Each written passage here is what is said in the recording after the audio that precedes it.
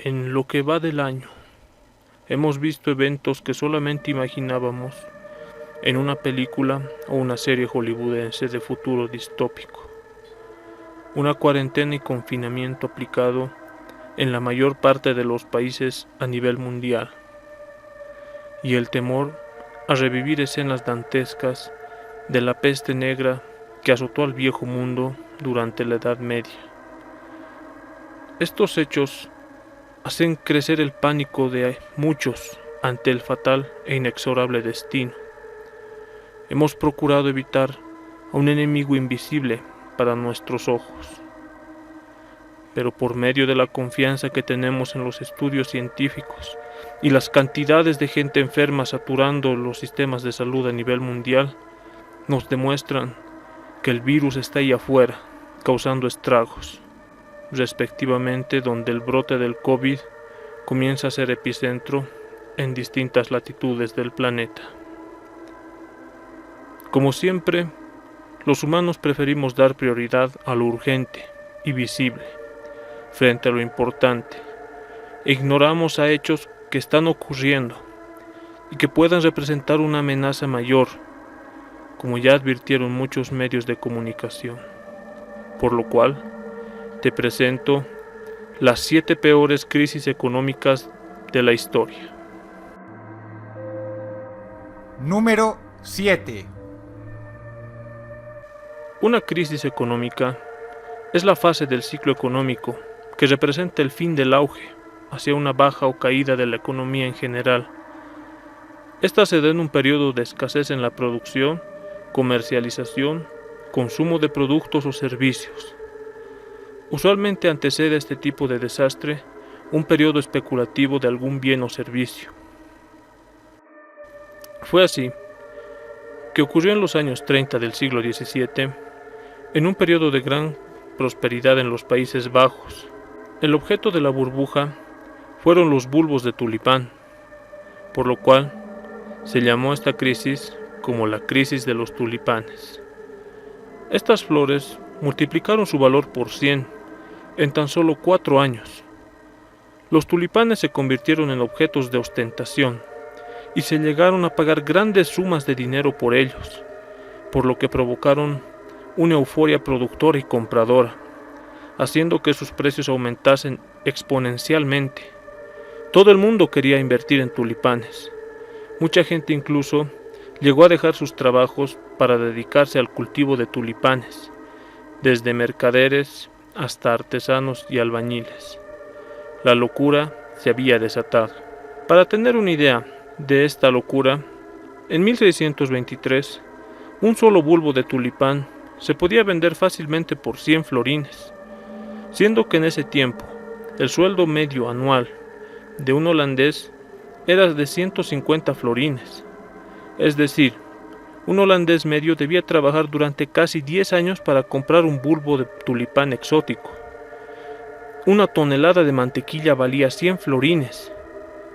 Es más, en 1635, por un bulbo de tulipán Semper Augustus, se llegó a intercambiar por una lujosa mansión en el centro de Ámsterdam. Pero la locura no terminó ahí. La floración de un tulipán, desde su cultivo, tarda aproximadamente 7 años, pero el comercio pasó a ser de todo el año, por lo cual se llegaron a negociar cantidades y precios de bulbos de tulipán que aún no habían sido plantados, dando lugar a un producto financiero conocido como los futuros financieros, los cuales se conocen en las bolsas mundiales hoy en día. En 1637 la burbuja estalló. El precio de los tulipanes empezó a caer en picado. Todo el mundo se quería deshacer de los bulbos de tulipán. Provocó numerosas bancarrotas y el pánico en todo el país. La gran cantidad de contratos que no podían cumplirse y la falta de garantías de este extraño mercado financiero llevaron a la economía holandesa a la quiebra. Número 6. Conocido como el Lunes Negro, fue uno de los peores días de la historia en la bolsa de Nueva York. El crack tuvo su lugar el 19 de octubre de 1987, y se registra como la mayor pérdida de una sesión en la historia del Dow Jones. Este índice se desplomó 508 puntos, un 22.6%. En una sola sesión, se perdieron 500.000 millones de dólares, que se habían acumulado durante 5 años anteriores de subidas continuas en la bolsa de Nueva York. Hizo que los cimientos de la mayor bolsa del mundo, Wall Street, se tambaleasen por el pánico de millones de inversiones que se lanzaron en masa a vender sus acciones. Como toda crisis económica, un evento que comenzó en la bolsa de Nueva York fue contagiando a las demás ramas productivas de diversos países en los que se encontraban los inversores, discutiéndose sobre sus orígenes hasta el día de hoy. Sin llegar a respuestas concluyentes, se tienen algunos argumentos como ser el déficit comercial récord de Estados Unidos de aquel tiempo, alzas en las tasas de interés por la elevada inflación, la guerra con Irán e Irak que libraba en ese momento los Estados Unidos, lo cual causó problemas con el suministro de petróleo, así como problemas en el mercado inmobiliario.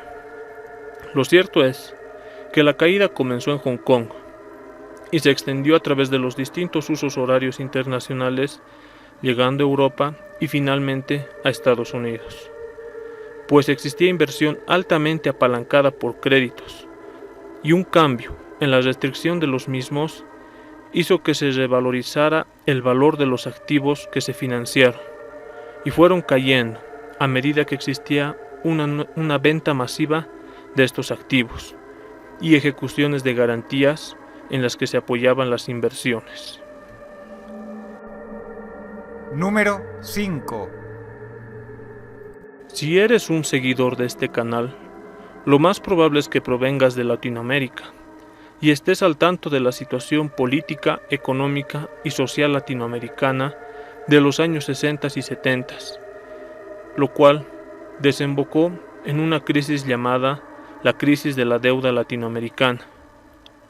Sucedió a mediados de los 80. Se desencadenó un conjunto de efectos a nivel económico que repercutieron directamente en la población.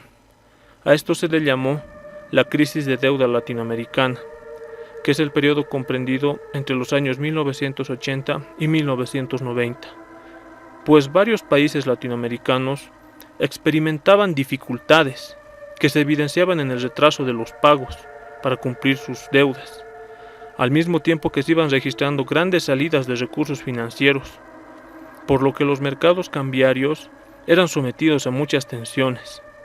Todo esto hizo que la crisis se expandiera de forma progresiva a otros países de la región. De esta forma se marcó un inicio de prolongados procesos de ajustes, negociaciones y arreglos que trajeron graves consecuencias para el desarrollo económico, financiero y social de la región. Como había indicado, durante los años 60 y 70, ciertos países de América Latina solicitaron grandes cantidades de dinero a distintos acreedores a nivel mundial, con la finalidad de llevar a cabo diferentes proyectos de industrialización. Esto hizo que la deuda latinoamericana se multiplicara de 75.000 millones de dólares a más de 310.000 millones para el año 1983, lo que significaba aproximadamente el 50% del Producto Interior Bruto. Hubo un desbalance interno desde el punto de vista macroeconómico, acompañado de precios bajos de hidrocarburos y en el costo disponibilidad del financiamiento extranjero. El gasto público y privado cada vez se expresaba más en déficit, escoltado por altas presiones inflacionarias que afectaron a países como Argentina, Brasil, Uruguay y Chile. Debido a la acumulación progresiva de la deuda externa por parte de los países de América Latina, los mercados internacionales de capitales se dieron cuenta que estos países no serían capaces de pagar sus deudas, por lo que los bancos comerciales redujeron de manera significativa los préstamos a países de América Latina, lo cual tuvo consecuencias en los ingresos, que sufrieron grandes bajas, y el crecimiento económico e industrial se estancó completamente, debido a que se vieron en la necesidad de reducir de manera significativa el número de importaciones. El desempleo llegó a cifras alarmantes y el poder adquisitivo de la clase media se redujo de manera importante. Número 4. Durante los últimos años, hemos sido testigos de los adelantos tecnológicos y cómo cada vez más suben las cotizaciones de empresas dedicadas a este rubro. Sin embargo, la burbuja de las .com se refiere a la crisis ocurrida en la bolsa de valores durante el periodo comprendido entre 1997 y el año 2000. En este tiempo, se produjo un fuerte crecimiento de los valores económicos de las empresas relacionadas con Internet, llegando de este modo a provocar una fuerte burbuja económica, que llevó a la quiebra a una gran cantidad de empresas. Los inicios de esta crisis se remontan a 1997, cuando las bolsas de valores occidentales empezaron a crecer y multitud de empresas tecnológicas a nacer.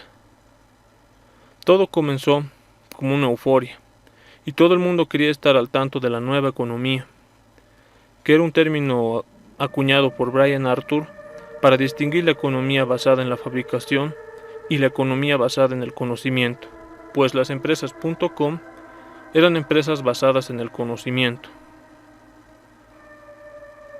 Una de las causas principales de la burbuja de las .com fue la aparición de empresas desde los 80s hasta principios de los 90s, que alcanzaron un notable éxito, tales como Apple, Microsoft y Yahoo.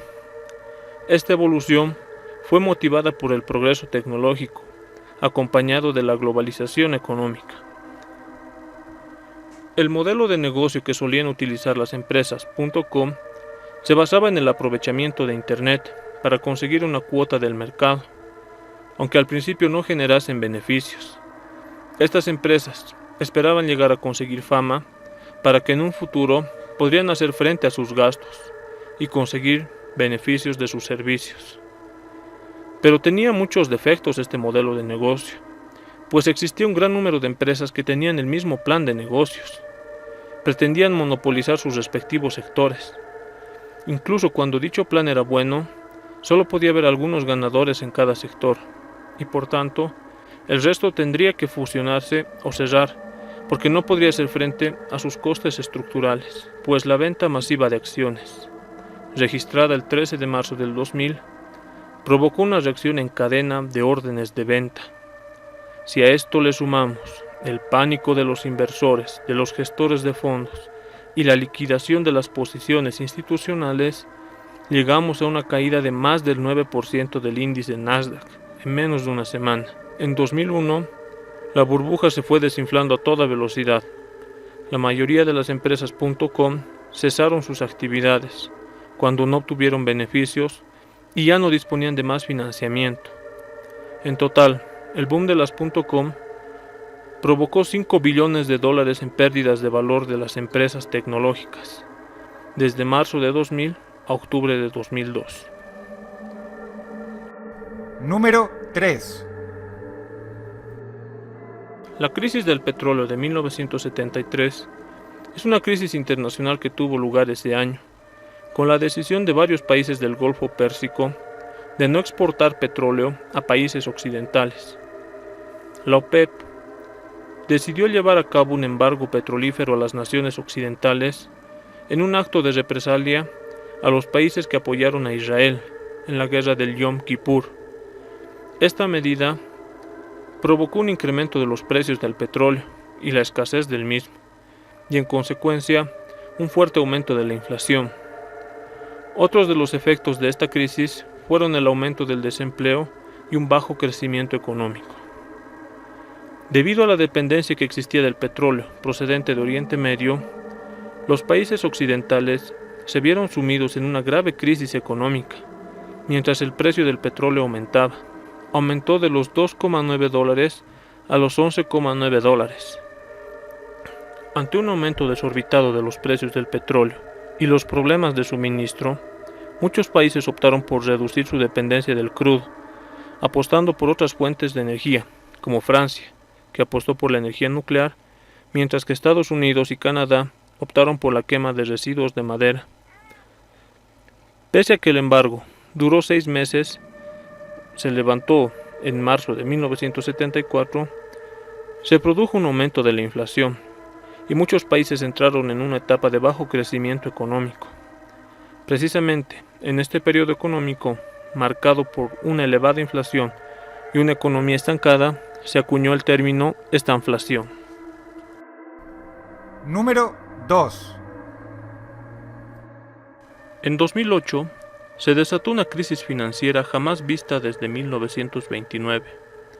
Tuvo su origen en los Estados Unidos y tuvo una serie de repercusiones y consecuencias a nivel mundial, de tanta gravedad que provocó el hundimiento de la bolsa, quiebra de bancos y mercados inmobiliarios, que originó una gran contracción del crédito no solo en este país, sino a escala mundial, afectando de esta manera a innumerables empresas, trayendo como consecuencia un profundo desempleo, años de ahorros perdidos y un aumento de la pérdida de hogares de muchos estadounidenses.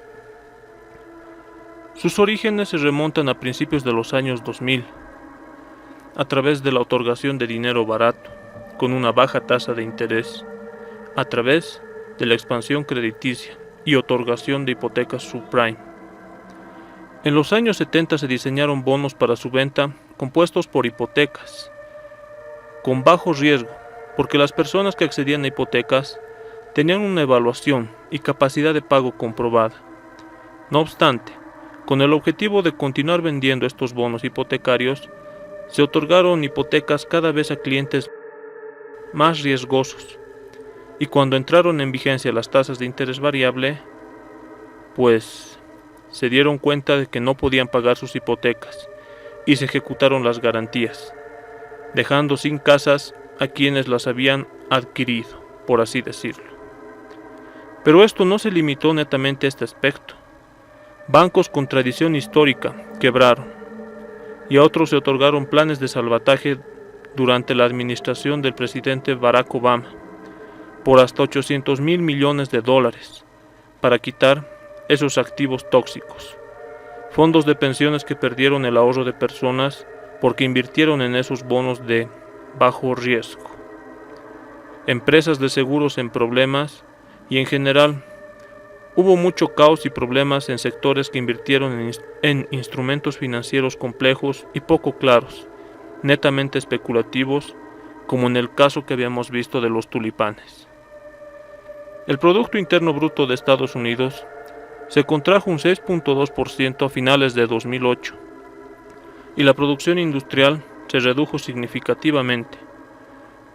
Por otro lado, la tasa de desempleo llegó al 8.5% a comienzos de 2009, lo que quiere decir que el número de desempleados en los últimos meses aumentó a 5.3 millones de personas, afectando a la vez a muchas familias desde el punto de vista económico. Las ventas de automóviles se redujeron un 37% en enero de 2009. Grandes empresas como Chrysler vendió 60% menos comparado con el inicio del año 2008.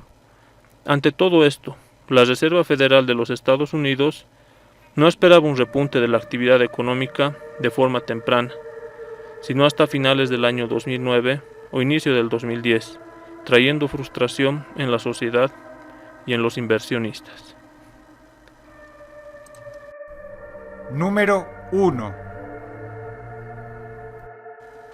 La crisis de 1929, o también conocida como la Gran Depresión, ha hecho que se tejan muchos argumentos e historias sobre este evento, que cambió la forma de concebir la economía y que perdura hasta nuestros días.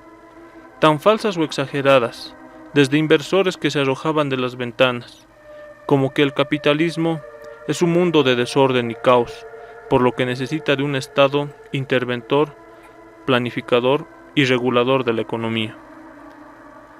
Sin embargo, algo que inicialmente afectó a un puñado de personas, terminó afectando y cambiando el curso de la historia.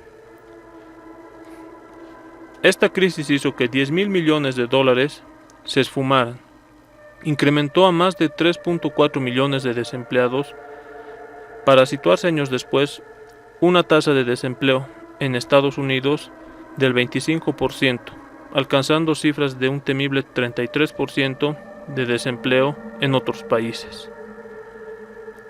El crack del 29 fue la mayor crisis económica jamás conocida. Estalló el 24 de octubre de ese año.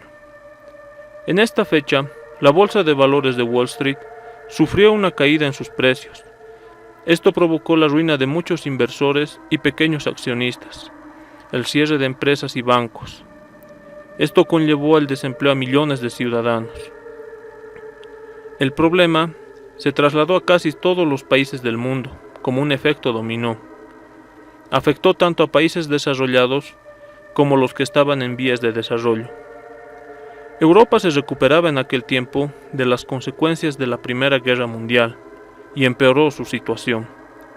Lo que comenzó como un simple descenso de cotizaciones en la bolsa se convirtió en poco tiempo en la mayor crisis de la historia del capitalismo, que perduró durante bastante tiempo, sintiéndose los peores efectos en el año 1932, donde el PIB de Estados Unidos descendió un 14,9%, pudiendo recuperarse la producción de 1929 recién en 1940, incentivado, claro está, por la Segunda Guerra Mundial. Previamente los años 20 fueron de crecimiento económico y aumento de la productividad de Estados Unidos. Varios sectores de la economía habían experimentado crecimiento.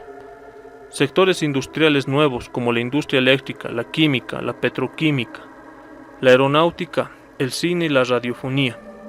El taylorismo y el fordismo fueron nuevas modalidades de producir y organizar el trabajo y la producción. No obstante, el presidente Hoover estableció un control en numerosos precios en la agricultura. Por ello, se inició la crisis.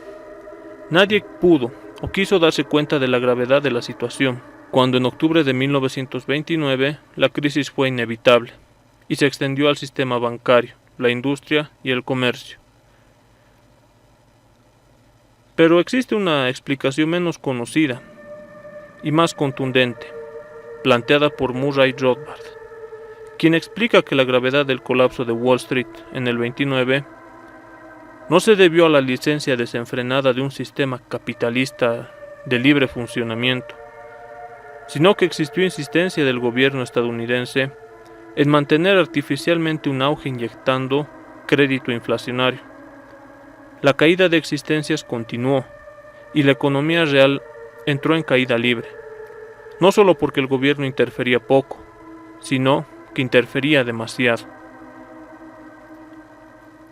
Siendo que el Estado, en la década de los 20, planificaba, se entrometía, ordenaba y exhortaba la economía. Era una resaca de la Primera Guerra Mundial, donde el presidente Hoover se había acostumbrado a gestionar los planes de ayuda. La Gran Depresión no fue un fracaso del capitalismo, sino del Estado hiperactivo, y continuó en la transición de poder de Hoover a Roosevelt con el New Deal. En fin, de la noche a la mañana unos 34 millones de hombres, mujeres y niños quedaron sin ingreso alguno por el desempleo galopante, ahorros familiares destruidos, negocios de granjeros en ruina, desnutrición que alcanzó una tasa del 20%, así como deserción escolar y cierre masivo de escuelas y universidades en la gran economía estadounidense de aquel tiempo. Una depresión económica que perduró por 10 años, desembocando en un evento aún más terrible y trágico para la humanidad, la Segunda Guerra Mundial. Release bomb. Roger. Releasing bomb.